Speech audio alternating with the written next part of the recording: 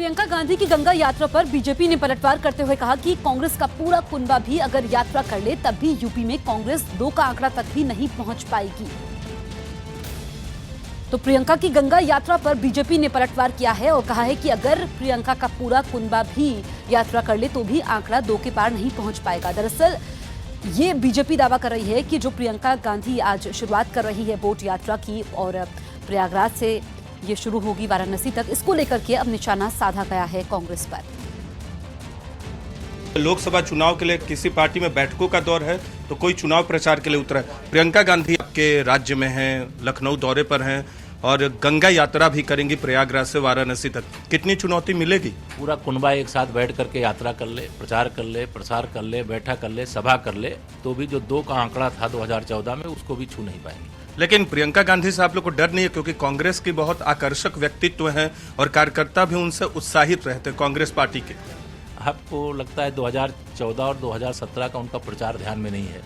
14 और 17 में भी जिन्होंने प्रचार किया उनके प्रचार का कोई प्रभाव नहीं पड़ा है, तो 2019 में क्या पड़ेगा जब मोदी जी की लहर इस तेजी के साथ चल रही जो 2014 को भी पीछे छोड़ करके 2019 में एक ऐतिहासिक विजय की ओर बढ़ रही। लेकिन कहते हैं कि वो बोट से यात्रा करेंगी 140 किलोमीटर तक और लोग कहते हैं कि उनमें इंदिरा दिखती है। तो आपको लगता है कि उत्तर प्रदेश में जो गांधी परिवार का गढ़ रहा है, राज्य रहा है, वहां वो चुनौती देंगे? जो गढ़ रहा है वहाँ 2 सांसद हैं, जो गढ़ रहा है वहाँ 7 विधायक हैं। इसके कारण से आप जान लीजिए इतिहास में जो गढ़ रहा है वो गढ़ अब कमल के फूल का गढ़ बन चुका है। सबका साथ सबका विकास के अंतर्गत जो आदरणीय मोदी जी की अगुवाई में हमारी सरकार ने काम किया है, इसके कारण से सारे के सारे लोग भाजपा में हैं, सबकी जमीन खिसक चुकी है। दिल्ली में चुनाव आयोग ने राजनीतिक दलों के चुनाव प्रचार पर नजर रखने के लिए बनाए गए मीडिया रूम में एक म्यूजियम बनाया है जिसमें बैलेट बॉक्स में वीवीपैट यानी वोटिंग के बाद पर्ची निकालने वाली मशीन तक का सफर दिखाया गया। और इस म्यूजियम का मकसद पहले लोकसभा चुनाव से लेकर अब तक की चुनावी प्रक्रिया के इतिहास से रूबरू करना है। चुनाव आयोग ने म्यूजियम में दिखाया कि जहां देश का पहला लोकसभा चुनाव 1992 में बैलेट पेपर से हुआ था, वहीं 1989 में ईवीएम ने बैलेट पेपर की जगह ले ली थी, जिसके बाद से लोकसभा और विधानसभा चुनाव में वोटिंग को और हाईटेक बनाया गया। चुनाव आयोग के दफ्तर में एक छोटा सा म्यूजियम बनाया गया है जिसमें भारतीय लोकतंत्र की एक यात्रा आप यहाँ पर देखेंगे। देखिए, ये पहले लोकसभा चुनाव में जिस तरह से बैलेट बॉक्स का इस्तेमाल होता था वो तस्वीर है और उसके बाद के लोकसभा चुनाव में ये यहाँ पर आपको बैलेट बॉक्स नजर आएंगे। जबकि 2019 का लोकसभा चुनाव वीवीपैट यानी वोटिंग के बाद पर्ची निकालने वाली मशीन से कराया जाएगा, जिसकी चुनाव आयोग ने भी तारीफ की। कैंडिडेट्स के लिए भी और आम वोटर के लिए भी बहुत ही सुविधाजनक है।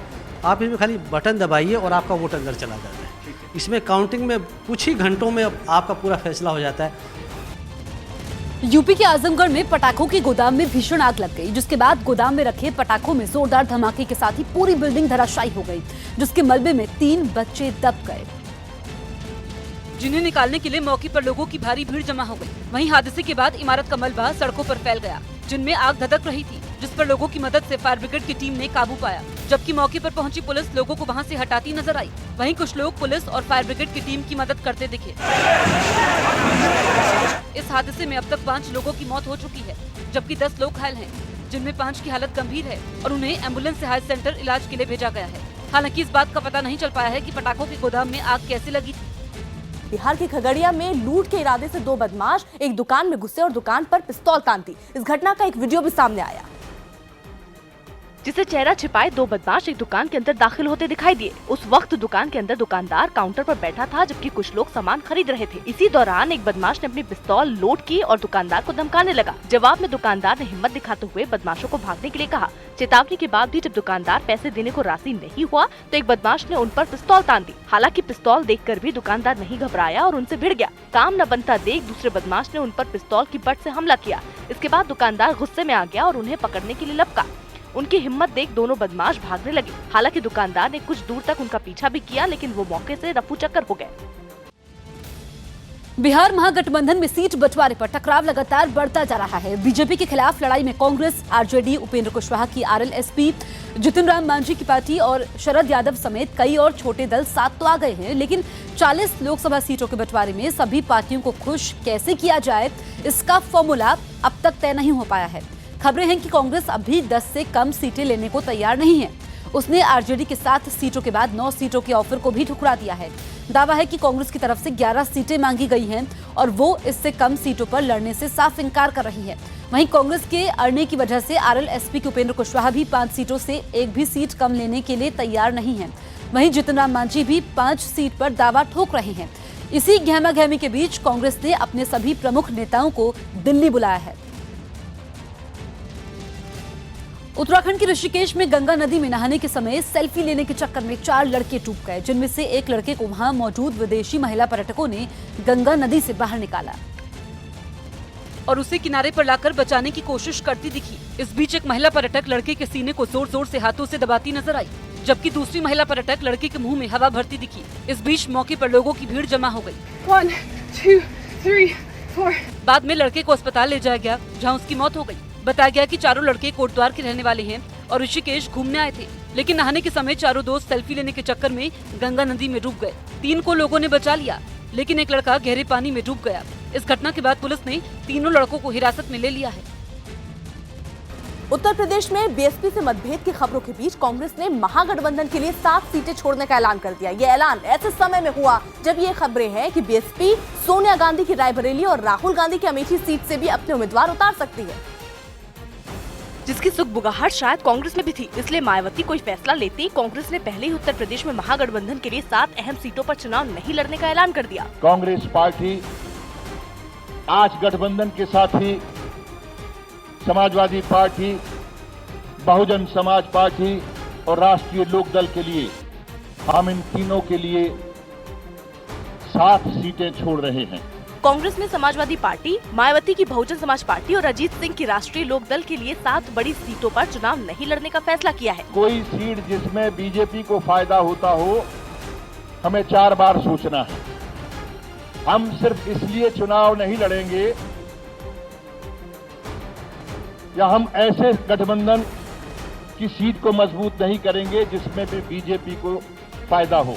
मायावती के कड़े रुख को कांग्रेस के इस फैसले के पीछे की बड़ी वजह माना जा रहा है, क्योंकि पहले महागठबंधन ने रायबरेली और अमेठी सीट कांग्रेस के लिए छोड़ने का फैसला किया था। बीएसपी से कांग्रेस की बात बिगड़ी तो ये चर्चा शुरू हो गई कि बीएसपी रायबरेली और अमेठी सीट से भी चुनाव लड़ सकती है और शायद कांग्रेस भी मायावती के इस रुख को समझ रही थी, जिसकी वजह से उसने महागठबंधन के लिए 7 सीटों पर चुनाव नहीं लड़ने का फैसला किया। इनमें समाजवादी पार्टी के संरक्षक मुलायम सिंह यादव की मैनपुरी सीट अहम है। इसके अलावा फिरोजाबाद से एसपी की टिकट पर चुनाव लड़ने वाले अक्षय यादव की सीट पर भी कांग्रेस का उम्मीदवार चुनाव नहीं लड़ेगा। साथ ही अखिलेश यादव की पत्नी डिंपल यादव के लिए कन्नौज सीट पर कांग्रेस चुनाव नहीं लड़ेगी। बीएसपी प्रमुख मायावती की सीट पर भी कांग्रेस चुनावी ताल नहीं ठोकेगी। महागठबंधन में सहयोगी राष्ट्रीय लोकदल के प्रमुख अजीत सिंह की सीट पर भी कांग्रेस का उम्मीदवार खड़ा नहीं होगा। उधर जयंत चौधरी की सीट पर भी कांग्रेस की तरफ से ताकत नहीं लगाई जाएगी। इसके अलावा अखिलेश यादव जिस सीट से चुनाव लड़ेंगे उस पर भी कांग्रेस दाव नहीं लगाएगी। और इस तरह उत्तर प्रदेश की 7 सीटें कांग्रेस महागठबंधन के लिए छोड़ देगी। हालांकि बाकी सीटों पर वो पूरी ताकत के साथ उतरेगी। इनमें गोंडा और पीलीभीत सीट उसने अपना दल के कृष्णा पटेल वाले धड़े को दी है। अपना दल के साथ में 2 सीटों का संबंध जो है किया है, एक गोंडा है और एक पीलीभीत है। इसके अलावा कांग्रेस ने पप्पू यादव की जन अधिकार पार्टी के साथ उत्तर प्रदेश में गठबंधन का ऐलान किया है। जन अधिकार पार्टी के साथ हमने 7 सीटों का समझौता किया है, जिसमें से 5 ये अपने सिंबल से लड़ेंगे और 2 सीटें जाति समीकरण को देखते हुए हम अपने सिंबल से लड़ेंगे। इस प्रेस कॉन्फ्रेंस में राज बब्बर ने भीम आर्मी के चंद्रशेखर रावण पर भी बड़ा बयान दिया। उन्होंने बताया कि वाराणसी से उन्हें सभी पार्टियों की तरफ से उम्मीदवार बनाने के लिए विचार विमर्श की पहल हो सकती है। उन्होंने सारी पार्टियों से वो कहेंगे कि बनारस में एक संयुक्त प्रत्याशी उनको घोषित किया जाए। अगर ऐसा कुछ होता है तो उन्होंने सभी पार्टियों से कहा है ये सबसे विचार विमर्श करके बात होगी, हमारे अकेले से कहने से नहीं होगा। समझौता ब्लास्ट केस मामले में आज पंचकुला की स्पेशल एनआईए कोर्ट फैसला सुना सकती है, जिसमें कोर्ट ये तय करेगी कि पाकिस्तानी गवाहों और पीड़ित परिवारों का पक्ष सुना जाए या नहीं। इस मामले में 11 मार्च को पंचकुला की स्पेशल एनआईए में पाकिस्तान की एक लड़की ने याचिका दी थी, जिसमें उसने पाकिस्तानी गवाह और ब्लास्ट में मारे गए लोगों के परिवार का भी पक्ष सुनने की अपील की थी, जिसके बाद कोर्ट ने फैसला टालते हुए मामले की तारीख 14 मार्च मुकर्रर कर दी थी। लेकिन 14 मार्च को पंचकुला में वकीलों की हड़ताल की वजह से सुनवाई को 18 मार्च के लिए टाला गया। हालांकि पाकिस्तानी लड़की की याचिका में कई खामियां हैं और संभव है कि कोर्ट याचिका को खारिज कर दे और मामले पर फैसला सुना दे। मध्य प्रदेश में पार्टी से नाराज चल रहे कांग्रेस नेता गोविंद गोयल ने पूर्व मंत्री और बीजेपी नेता विश्वास सारंग के घर जाकर उनसे मुलाकात की। इस मुलाकात के बाद अटकलें लगाई जा रही हैं कि गोविंद गोयल कांग्रेस से किनारा कर बीजेपी के खेमे में जा सकते हैं। क्योंकि विधानसभा चुनाव में टिकट नहीं मिलने के बाद गोविंद गोयल को उम्मीद थी कि लोकसभा चुनाव में उन्हें टिकट मिल जाएगा, लेकिन इस सीट पर कांग्रेस के कई नाम सामने आने के बाद गोयल को टिकट मिलने की उम्मीद ना के बराबर लग रही है। ऐसे में गोयल की नाराजगी साफ देखी जा सकती है। गोविंद गोयल जी प्रबल दावेदार है, लेकिन बहुत सारे नए नाम आ गए। ये तो पार्टी के ऊपर डिपेंड करता है किसको दे किसको नहीं दे, इनमें मैं क्या करूँगा। हालांकि विश्वास सारंग ने गोविंद गोयल से मुलाकात को सौजन्य भेंट बताकर अटकलों पर विराम लगाने की कोशिश की। वो मुझसे मिलने आए और हमारी मुलाकात तो होती रहती है। चेहरे से लग रहा है कि कांग्रेस पार्टी से नाराज है। अब ये तो उनसे पूछना पड़ेगा, पर मेरे से तो सौजन्य भेंट के लिए आए थे वो।